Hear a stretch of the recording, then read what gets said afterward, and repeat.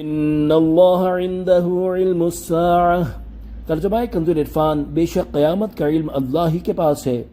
وَيُنَزِّلُ الْغَيْثَ، اور وہ بارش اتارتا ہے۔ وَيَعْلَمُ مَا فِي الْأَرْحَامِ، اور جانتا ہے جو کچھ ماؤں کے پیٹ میں ہے۔ وَمَا تَدْرِ نَفْسٌ مَاذَا تَكْسِبُ غَدًا، اور کوئی شخص نہیں جانتا کہ وہ کل کیا کمائے گا۔ وَمَا تَدْرِ نَفْسٌ بِأَيِّ أَرْضٍ تَمُوتُ، اور کوئی شخص نہیں جانتا کہ وہ کس زمین میں مرے گا۔ ان اللہ علیم خبیر، بے شک اللہ علم والا خبردار ہے۔ تفسیر صراط الجنان، ان اللہ عندہ علم الساعہ، بے شک قیامت کا علم اللہ ہی کے پاس ہے۔ شان نزول، یہ آیت حارث بن عمر کے بارے میں نازل ہوئی، جس نے نبی کریم صلی اللہ تعالی علیہ وآلہ وسلم کی خدمت میں حاضر ہو کر قیامت کا وقت دریافت کیا تھا اور یہ کہا تھا کہ میں نے کھیتی بوئی ہے، مجھے خبر دیجئے کہ بارش کب آئے گی، اور میری عورت حاملہ ہے، مجھے بتائیے کہ اس کے پیٹ میں کیا ہے، لڑکا یا لڑکی۔ نیز یہ تو مجھے معلوم ہے کہ کل میں نے کیا کیا، البتہ مجھے یہ بتائیے کہ آئندہ کل کو میں کیا کروں گا۔ نیز میں یہ بھی جانتا ہوں کہ میں کہاں پیدا ہوا، لیکن مجھے یہ بتائیے کہ میں کہاں مروں گا۔ اس کے جواب میں یہ آیت کریمہ نازل ہوئی۔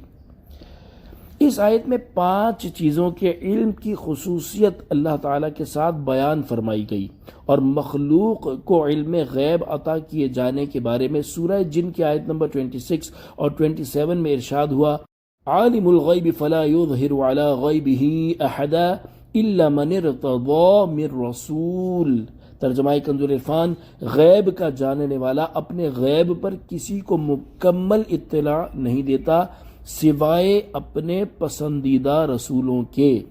اس آیت سے یہ معلوم ہوا کہ علم غیب آیت میں مذکور 5 چیزوں سے متعلق ہو یا کسی اور چیز کے بارے میں ذاتی طور پر اللہ تعالیٰ ہی جانتا ہے، جبکہ اللہ تعالیٰ کے بتا دینے سے مخلوق بھی غیب جان سکتی ہے۔ خلاصہ یہ ہے کہ ذاتی علم غیب اللہ تعالیٰ کے ساتھ خاص ہے، اور انبیاء اکرام علیہم السلام اور اولیاء علیہم الرحمہ کو غیب کا علم اللہ تعالیٰ کے بتانے سے معجزے اور کرامت کے طور پر عطا ہوتا ہے۔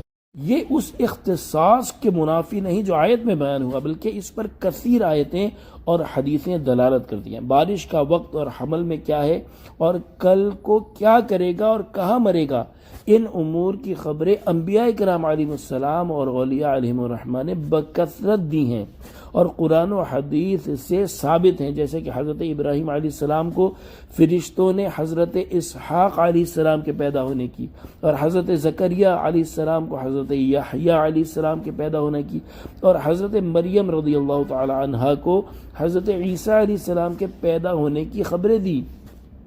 تو ان فرشتوں کو بھی پہلے سے معلوم تھا کہ ان حملوں میں کیا ہے، اور ان حضرات کو بھی جنہیں فرشتوں نے اطلاعیں دی تھیں، اور ان سب کا جاننا قرآن کریم سے ثابت ہے۔ تو اس آیت کے معنی قطعاً یہی ہیں کہ اللہ تعالیٰ کے بتائے بغیر کوئی نہیں جانتا۔ اس کے یہ معنی مراد لینا کہ اللہ تعالیٰ کے بتانے سے بھی کوئی نہیں جانتا، محض باطل اور صدہا آیات اور احادیث کے خلاف ہے۔ صلو علی الحبیب صلی اللہ تعالی علی محمد صلی اللہ تعالی علیہ وسلم۔ الحمدللہ آج سورہ لقمان ترجمہ اور تفسیر کے ساتھ مکمل ہوئی۔ اللہ تبارک و تعالی اس سورہ مبارکہ کا خوب فیضان ہم سب کو عطا فرمائے، آمین بجاہ النبی الامین صلی اللہ تعالی علیہ وآلہ وسلم۔